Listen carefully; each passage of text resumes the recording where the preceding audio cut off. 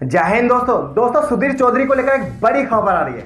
सुधीर चौधरी जो कि डीएनए करते हैं, पत्रकार हैं, जी न्यूज़ के वरिष्ठ पत्रकार हैं, उनको लेकर एक बड़ी खबर आ रही है। आप ये पिक्चर देख सकते हो, ये लेटेस्ट उनकी फोटो है, यानी करीब 1 घंटे पहले उन्होंने ये अपडेट दिया है और बताया है कि 11 दिन से वो बीमार चल रहे हैं। क्यों चल रहे हैं? उनको कोरोना हो गया। लेटेस्ट फोटो आप ये देख सकते हो। उनका ये कहना है ट्वीट में कि सब लोगों को रिप्लाई करना इतना आसान नहीं है, क्योंकि लोग पूछ रहे थे आखिर आपका डीएनए जो शो था वो क्यों नहीं आ रहा है। तो उन्होंने ये बताया है कि मेरी तबीयत खराब है और उन्होंने कहा है कि इस वायरस को आप बिल्कुल भी हल्के में ना लो। साथ ही साथ उन्होंने ये भी कहने की कोशिश की है कि वो जल्द ही जल्द रिकवर कर रहे हैं। लेकिन दोस्तों आप ये चीज समझने की कोशिश कीजिए कि हमारे देश में, मैं आपको कुछ पत्रकारों के नाम गिनाना चाहता हूं। आपको पता होगा हमने रोहित सरदाना पत्रकार को खो दिया। उसके बाद आपको पता होगा अमीश देवगन को कोरोना हो गया था। और उसके बाद आपको यह भी पता होगा जो रूबिका लियाकत है, उनकी जो अम्मी है, उनकी भी तबीयत खराब है। और उसी के बाद जो सुधीर चौधरी पत्रकार है। और मैं आपको बताना चाहता हूं कि जो अमीश देवगन पत्रकार है, इनका खुद के कहना है कि इनकी जो हेल्प की थी वो कांग्रेस के जो श्रीनिवासन है, उन्होंने काफी हेल्प की थी। और आपको यह पता होना चाहिए जब श्रीनिवासन पर बीजेपी ने आरोप लगाए, उनको जांच के घेरे में रखा, तो क्या किसी एक पत्रकार ने उनके पक्ष में सवाल किए? क्या किसी एक पत्रकार ने श्रीनिवासन का पक्ष लिया?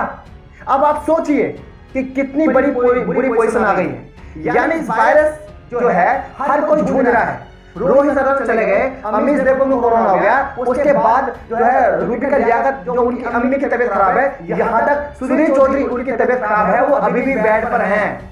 लेकिन अभी भी कोई भी सिस्टम से सवाल करने तैयार नहीं है। क्या किसी की जान से बड़ा सिस्टम हो सकता है? मेरा ये मानना है कि अगर कोई इंसान जिंदगी और मौत से जूझ रहा है तो उसे ये प्रण लेना चाहिए कि जब मैं ठीक होकर आऊंगा तो मैं सरकार से सवाल करूंगा।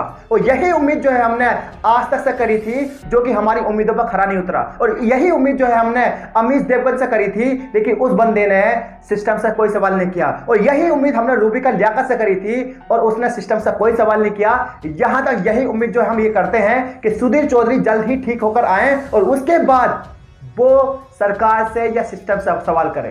और ऐसा मैं नहीं कह रहा हूं, आप कमेंट पढ़ सकते हो। लोग ट्रोल कर रहे हैं, लोग कह रहे हैं कि गोमूत्र पी लो और इलाज ठीक हो जाएगा।